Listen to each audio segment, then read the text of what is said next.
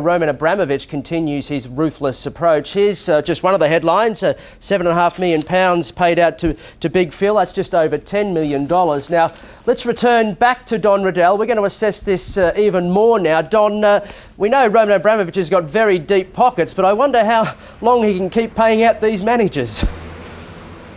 I tell you, it's costing him a fortune, isn't it? Every time he gets bored of a manager, he has to get his checkbook out. And you mentioned £7.5 million. That actually might be sort of an estimate on the rather low end, because I've heard that it could be actually a bit higher than that. And to get some more insight on that, we're joined by Michael Stirling now. He is a financial advisor to some of Europe's top Champions League clubs. Michael, good to see you on the show. We're talking about how much Abramovich is going to have to pay to get rid of Scolari here. What do you think? What could it be?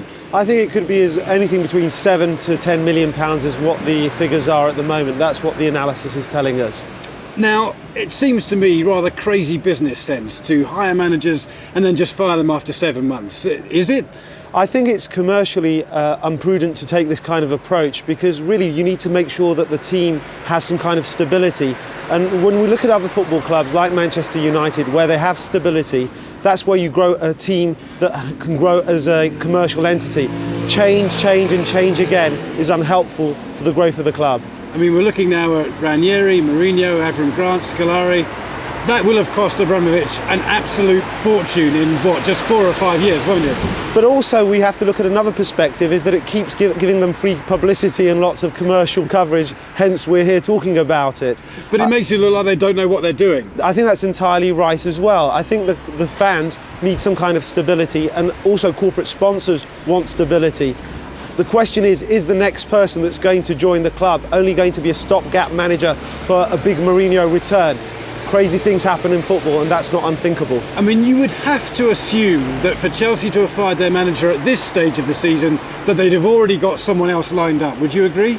I think that they'd be probably having negotiations with a number of managers, and they're going to see who's the best one. It's quite difficult to get a manager. The problem that they have is that they have to provide such significant sums of money to get the right personality in. When it doesn't work, they walk away or they're fired.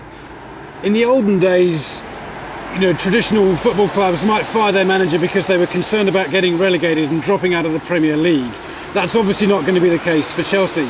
But do you think they're concerned that actually they might not finish within the Champions League qualifying positions next year, and that's actually what they've panicked about? I think that's clearly right. I think it's really they can't afford not to be within the Champions League, because they've got a 10-year plan, and their plan was to win 2 Champions League spots in the first 10 years. That's always been the case. They haven't done it yet, and they need the right man. But who's the right man? Heavens above knows. Yeah, I mean, there's something of a poison chalice really here, isn't it? What does this do to Chelsea's 10-year plan that they talk about? I mean, presumably they don't progress at all when something like this happens. They just go back a year.